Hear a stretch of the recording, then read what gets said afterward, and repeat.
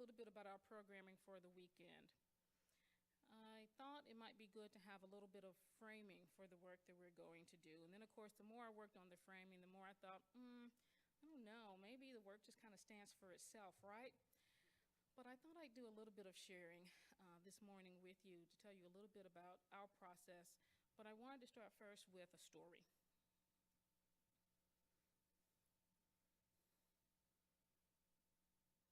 Okay. This is a story called The Cracked Pot. I'm not sure whether the story originally comes from China or from India. Once there was a grand house on a hill. It took lots of help from various workers to keep this house so grand.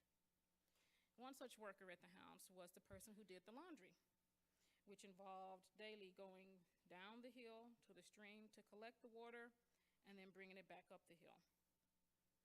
So the worker decided that they would craft 2 clay pots, one red and one blue. And they tied them on either end of a pole, and it rested on their shoulders, and in this way they carried the water every day, taking the empty pots down the hill, getting the water, and bringing the filled pots back up. One day the worker noticed that the blue pot had developed a crack. The workers still followed their daily routine, going down the hill, filling the pots, coming back up the hill. But when they got to the house, they noticed that the blue pot had leaked about half of the water, and it was only half full. But half full was enough for them to do the laundry still. So the worker kept using the blue pot to gather the water. This went on for days and weeks and then months. And what the worker didn't know was that the blue pot was also aware of the crack. And it felt pretty badly about not being able to carry as much water as it had before. So after all these days and weeks and months had gone by, finally the blue pot couldn't stand it anymore, and the blue pot just shouted out, "Throw me away." And the worker, who, first had to recover from the shock of discovering the pot could talk to them, said, "What do you mean throw you away?" "I'm not any use to you," said the pot. I can only do half of what I did before. You should just throw me away and you should get another pot." "Well," said the worker, "I want to show you something. Look at the side of the hill where the red pot is." And the blue pot looked at that side of the hill, and it was dusty and not much life there. Then the worker said, "Look at the side of the hill where you are." And the blue pot noticed that going all along the side of the hill, there were beautiful flowers growing. They didn't know how this had happened. "Well," the worker said, "once I knew that you were leaking water as we went up the hill, I planted some seeds. So every day, on all these days and these weeks and months, and we've been going up the hill, you've been watering these flowers. And every day I would cut some of the flowers and I will put them in a vase in the house. They make the house look so much grander. So you see, by being cracked, you've actually found another way to serve." So some of you are sitting there now thinking, is Jessica calling me a crackpot? Well, maybe not that, but I am suggesting that maybe you have some cracks. And I'm suggesting that because I know I have some cracks. Over the last couple of years, we've created some resources about welcoming military families. Now, I grew up in a family that not only was not a military family, it's pretty downright anti-military. No one in my family, as far as I know, has served in the military. My brother fought the draft very much in the military, and one of my earliest memories is being a child and going to the funeral of one of his best friends who had served in Vietnam. A closed casket funeral, and being a young child and people telling me that this was him, this is how he had come home, and not being able to put 2 and 2 together, and I couldn't even see him to have that piece of it because the casket was closed. So those are the kind of things that military always meant to me growing up. And yet if you ask me, should we be welcoming to military families, I would say, well, of course we should be welcoming to military families. And it's easy for me to fit that into my theology and into my worldview. But then when I ask myself, well, how are you going to be welcoming to military families? I've got a little bit of a crack. as healthy leaders, we don't need to check ourselves at the door. We understand that what we learn from our personal experience is a type of wisdom that is at least as valuable as anything learned from a book or from the stories of other people. And courageous leaders take the time to see their cracks and ask themselves, what new way might I serve from this crack that's been created? So that's what we're asking you to do over the next few days. To take some inventory of yourselves and your relationships and your experiences with 4 challenging topics. And we won't be able to dig deeply and do great justice to any 4 of these topics, right? This is the start of something, the start of some work. We're going to ask you, yes, to look for maybe some of those cracks. But we're also hopefully planting seeds and opening ourselves up to the possibility that something beautiful may flower forth. So does that make sense?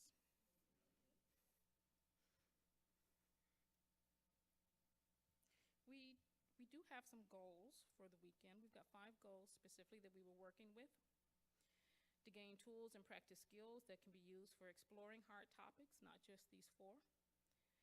To experience firsthand that you can not only talk about these hard topics and survive, but that you could actually thrive. You can make your life and your work better by discussing these topics. To understand how dealing with your own relationship with sensitive topics helps you as a religious professional. To be able to name what is religious and or spiritual about money, death, sexuality, and racial ethnic identity. To explore how these topics may or may not relate to each other and to the various identities that we claim. So we started off with 3 separate teams, and I asked Gail and Melanie and Pat if they would each lead a team, and they called on others of you, their religious education colleagues, to be on the team and help shape activities for them. We had some fantastic conversations with Phil Lund, who is doing some really good work on spiritual direction that I hope he's going to be sharing more about with us in the future. And he gave us some wonderful ideas for activities and help make it feel more cohesive.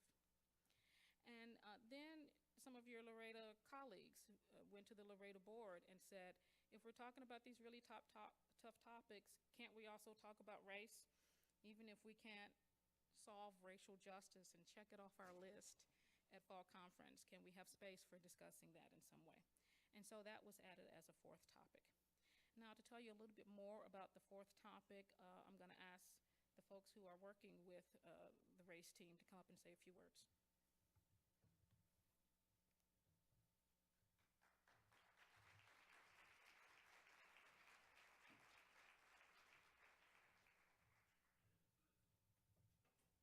Thank you so much, Jessica, and thank you for that invitation about how we might serve from our cracked parts. Some of you, well, first I should introduce myself. I'm Elizabeth Wynn. I try to support ministries to youth and young adults of color, along with many of you, through our Thrive summer programs and also through resource development and coaching. Do you want to just introduce yourself? I'm Tracy Brenneman, the religious educator serving the congregations in Mount Kisco, New York, and Hastings-on-Hudson, New York. Awesome. So some of you may have noticed that the way that race is present in our program is a little bit different than some of the other topics. We'll be gathering for an hour each day, so today, Saturday, and Sunday from 3:30 to 4:30 to do some thinking together. And we know that that work will be incomplete, but we're really excited that we were able to add at least a piece of that topic, knowing that for many of us, some conversation, some way of talking about race and white supremacy and racial identity felt really necessary given our political moment, given our own spiritual lives, given the faith formation work that we do.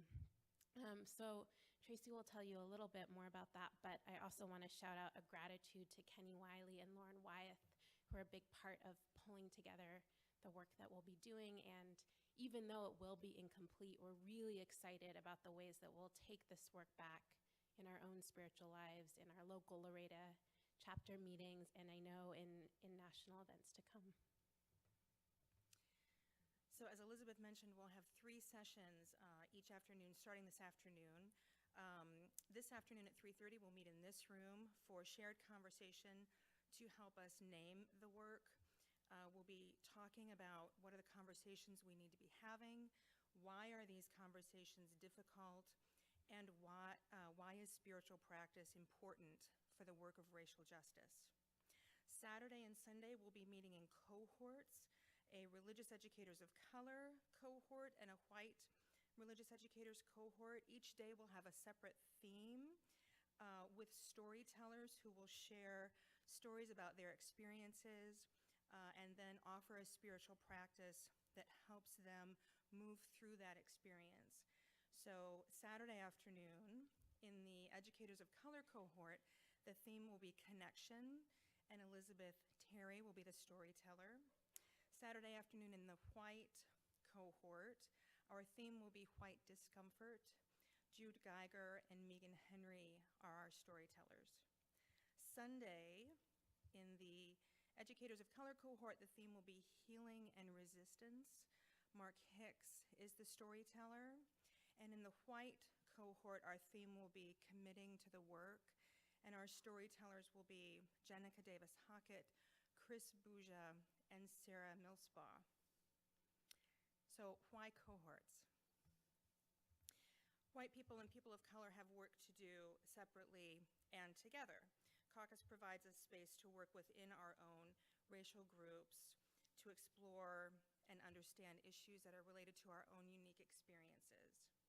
A white caucus or cohort also puts the onus on white people to teach each other, rather than constantly relying on people of color to teach us.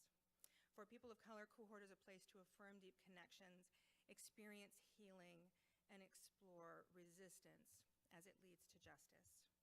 By engaging in collective and cohort work, we promote accountability.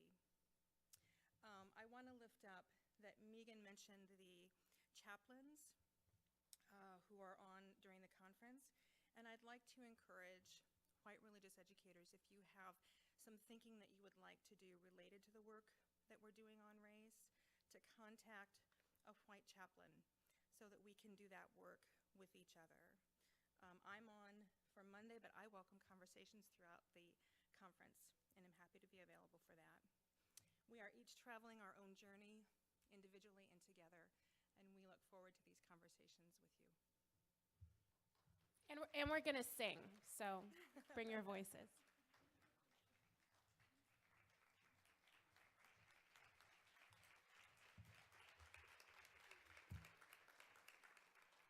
And so you see, what you have in store for you is really a range of activities over the days. No 2 days are going to be alike in any way, shape, or form.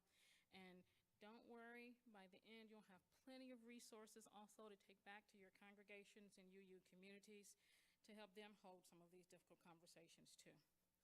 I just want to lift up again that we hope that you will practice some self-care as needed throughout this conference, because any pot that has a crack that goes too big could be destroyed, and that's not what we're here about. I know that you will love each other and you will take care of each other, and I hope that you will also love and take care of yourself while you're here. Remember, the sanctuary spaces and the chaplains and your LREDA board and your fall conference committee have picked an ideal space for this kind of inner work that we're doing. So if you need to step outside during the program and commune with the hummingbirds and quiet your soul, know that there's going to be a full script of all the program activities posted on LREDA.org at a later date. And now Lily has more announcements. Is it, Lily? One last announcement. I'll leave that there. After lunch, we're going to start at 1:30, and the program will continue from where it left off before lunch. But I just wanted to give you an idea of what in the program in the afternoon, where you see pop. See how the microphone just popped? The Pop Talks. The Pop Talks is a creation that we are introducing this year, and it's from a style of presentation called Pakachukucha, which is a Japanese form. And these power presentations, Pop Talks, are opportunities for the UUA staff and LREDA affiliates and other presenters to discuss with you their latest projects, resources, and areas of interest that you will be interested in. So these are informational and fun, short, 5-minute TED Talk-like presentations that are geared toward piquing your interest. And then, of course, the presenters are very interested in you seeking them out for more information. So that's what the Pop Talks are. We hope you'll be there between the programming after the money and before the race sessions begin. It will be in here. So it'll happen right after the programming in here seamlessly.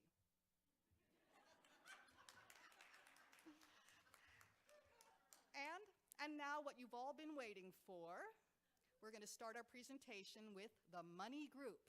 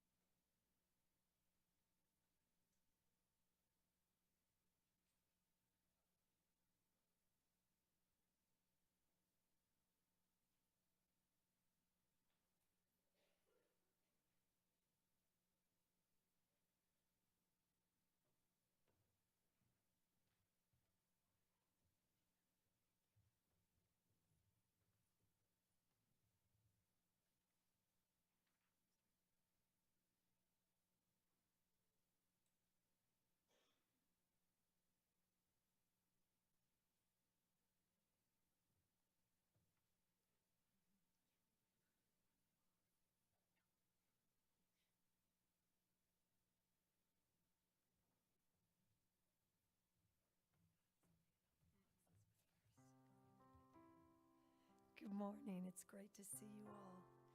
We're going to start with the song we were starting to learn last night, the Emma's Revolution song, Love Reaches Out. We'll do the first verse and then the chorus. I'm thinking let's stay seated for the verse, and then if you are moved to rise in some way, whether that's standing or sitting strongly on the chorus, we'll rise.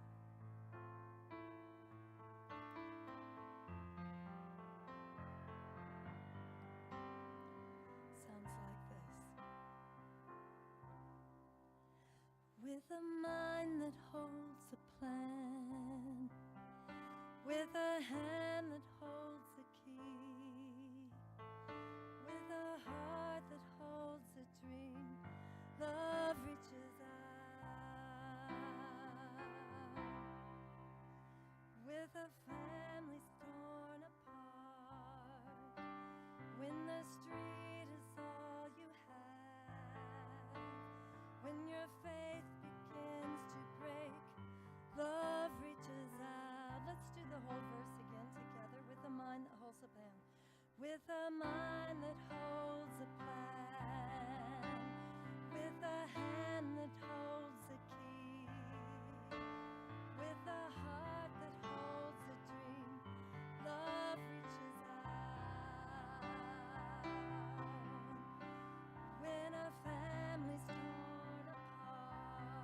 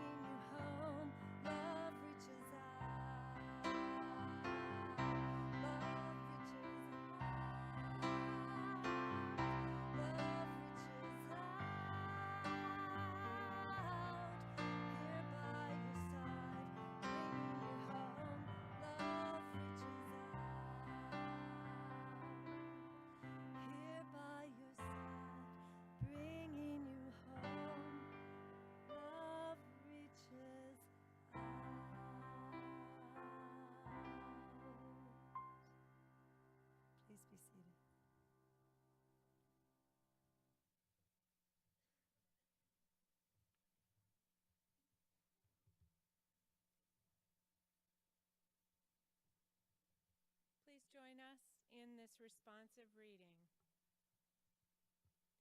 Lighting this chalice, we feel its strength. Lighting this chalice, we feel its warmth. Lighting this chalice, we feel its clarity. We are wise.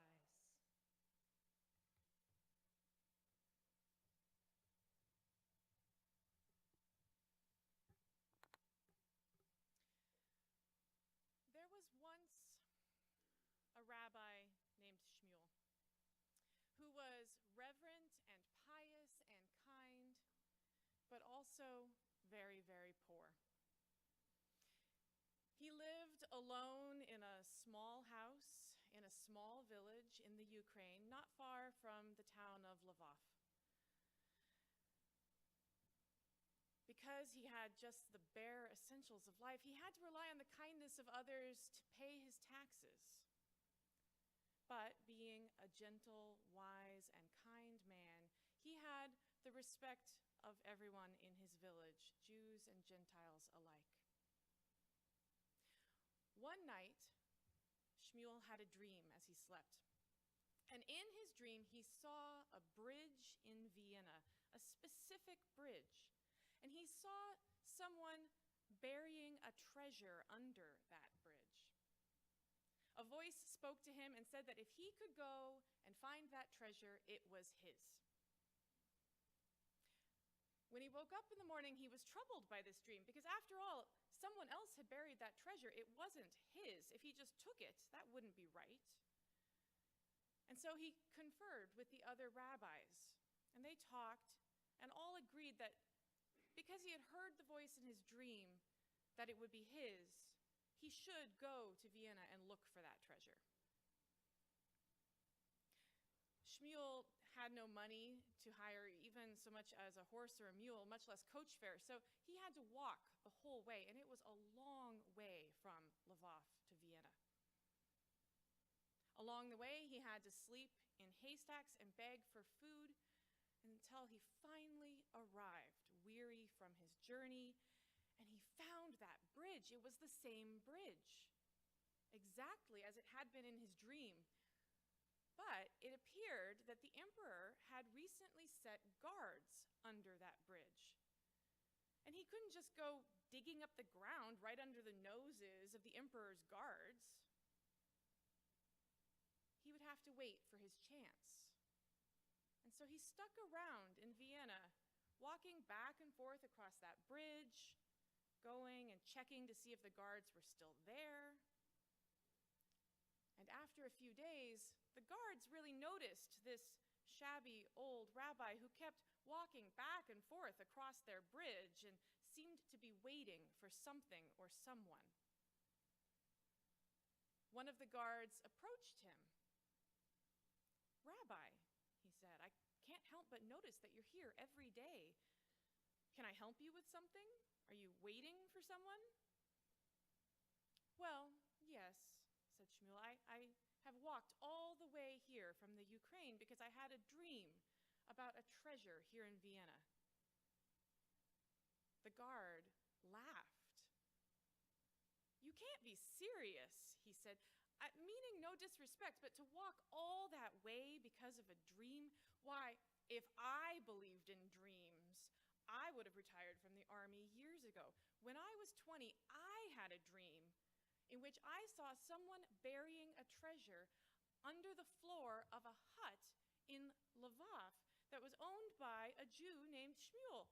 And when I woke up in the morning, I thought, well, I've got to go find that treasure. But then I thought to myself after a while, you know how ridiculous that is? I'm not going to go all that way. My advice to you is to go back home and forget all about your dream." Shmuel took that advice, and he did go back home. It took him a long time to get back. He arrived even dustier and more weary than before, and immediately began to dig up the floor of his own home, where he found the treasure, hidden there for who knows how long.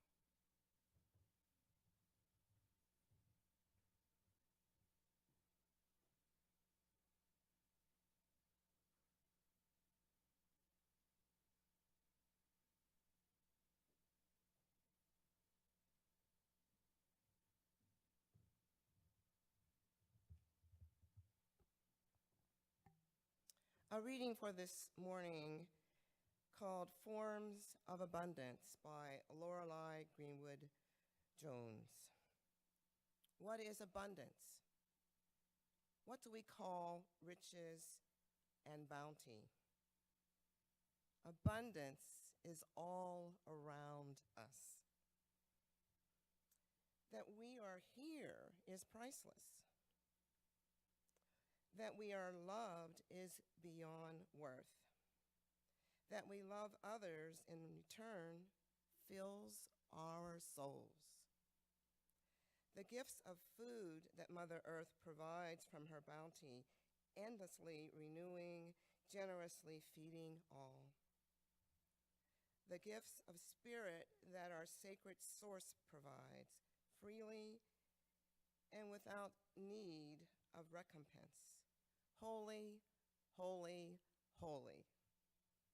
The friends and family surrounding us, our possessions, the homes that shelter us, all are for forms of abundance. The seasons and tides forever circling, sunrises and sunsets, the blessings of another day. In this we are gifted. Remember to be grateful. Take time to thank the provider for your bounty. With gratitude, with thanks, with love, do we fill our hearts. May you be forever blessed, remembering that even in times of scarcity, we are ever blessed. May we share what we have with those who have nothing and be agents of abundance. May it be so. That ends the reading by Lorelei Greenwood Jones, Forms of Abundance. So when the money team was announced, I heard somebody at a neighboring table go, money, money, money, money, money. So this is a topic that I get so excited about. You know, I would say that John and Thelma Terry's baby girl, born into a lower class, hard-working family in Western Pennsylvania, my calling is money. In good tapestry of faith work, we're always like telling our story, isn't that right? What's your story? What's your story about money? We're going to explore that this morning. So here's my story about money and my calling, my ministry of money with y'all. The job that I had before I started working for the UUA and the Stewardship and Development Office was for a national nonprofit named Partners for Sacred Places. Man, the peas do pop here, don't they? Partners for Sacred Places was an organization that worked with congregations of all faiths in historic buildings, helping them see how their buildings were tools for ministry, how their buildings were tools for ministry. And I know that a lot of your congregations may be in historic, older buildings, big buildings, built when people really did church. You know, 1,000 people on a Sunday morning, people really did church, and they had these big buildings and a RE wing. And now your congregation may have 150 people. So what do you do with that building? How do you use it as a tool for ministry? That was the work that I was blessed to do, to help congregations think about their community connections, to think about generosity and money, money, money, money, and how that worked. People didn't want to talk about money. Like, shouldn't, it just come like manna from heaven? Well, it doesn't work that way. my fundraising guru is a woman named Kim Klein, and she said, well, if it worked that way, and if we were really on a barter system, then, you could take your organic zucchini to the electric company to pay your electric bill. That might be nice, but again, that's not how it works. And what I discovered in this work at Partners for Sacred Places was that we worked in an interfaith way. The trainings that I did were sponsored by denominational offices or historic preservation organizations or community revitalization departments in cities around the country. And these interfaith groupings were just so fantastic, and people were learning from each other. And I also did the training with a couple of our UU districts, and that was also fascinating. Talk about a group of people who don't want to talk about money. Those would be our folks. And so it was a joy for me to be in these interfaith groupings and see people learning about different faith traditions around generosity and money, and there would be this fascination across denominational and faith lines where the people in synagogues were fascinated by people in these, interdenominational smaller congregations that learned how to thrive and ended up with 2,000 members in West Philadelphia. Wow. How'd you do that? Well, we all tithe. And, and our minister asked us to double tithe. We were given 20% of our income to the congregation. And then the people from the synagogue would say, well, families have memberships in our synagogue, and that's how we fund our programs and services. And the fascination about these differences. And then I would be working with a UU district. And they didn't want to talk about money, and, that was something crass and evil, and it's we just don't do that. Something that Jessica said earlier this morning is sort of what we wanted to share with you about finding a common theology. The work of the Stewardship and Development Office is helping congregations and individuals put in a theological context generosity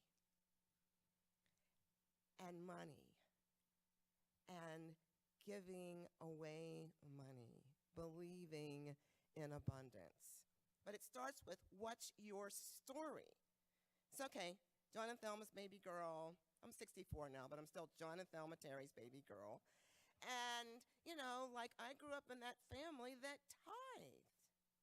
One of the things that I love about the Wisdom Path is everybody here knows the Wisdom Path curriculum, right?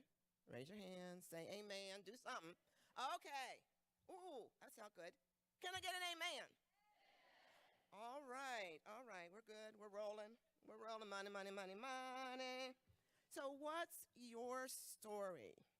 When I was development director at a community foundation in Philadelphia, Bread and Roses Community Fund, I was really very privileged to meet a woman, Tracy Gary. You can buy her book at the bookstore. Andrea told me to caress the book, that I love the book and want you to buy the book, and she doesn't want to still have 10 copies of the book later. Why I think this book is so important is that it helps you tell your story, your individual story. The name of the book is Inspired Philanthropy. Inspired Philanthropy. We think of money and philanthropy and people who give away money, and we think about Oprah Winfrey and Bill Gates. We all give away money. What if, what if we were sharing our own personal abundance and our congregational abundance, and it reflected our values as UUs. Oh, come on now. That's an amen moment. What if we aligned our giving patterns with what we believe as Unitarian Universalists? The world would change for the good. Oh, you're getting good. I feel like I'm home in North Carolina. Whoa, that's like amazing. So Tracy's book helps you look at what you value as individuals. You can carry that to your congregation and align your giving with your values. You know, it could be something as simple as aligning your giving with your 7 principles. It's really, really very simple. And there in the book, there are worksheets, and there's a disc in the back of the book so that you can have these worksheets. So what I'm going to invite you to do now is a little 2-person conversation. Are you ready? Okay, so there are some papers under a box on your table. There should be 3 pieces of paper. They're all the same. And I'm going to invite you to have a short conversation about what is listed there. Is our slide going to come up? Okay. So there are quotes from individuals and quotes from religious institutions. And we're going to take 5 minutes to do this. Okay? Tick, tick, tick, tick, tick, tick. 5 minutes. Conversation about those quotes. Then we'll unpack it.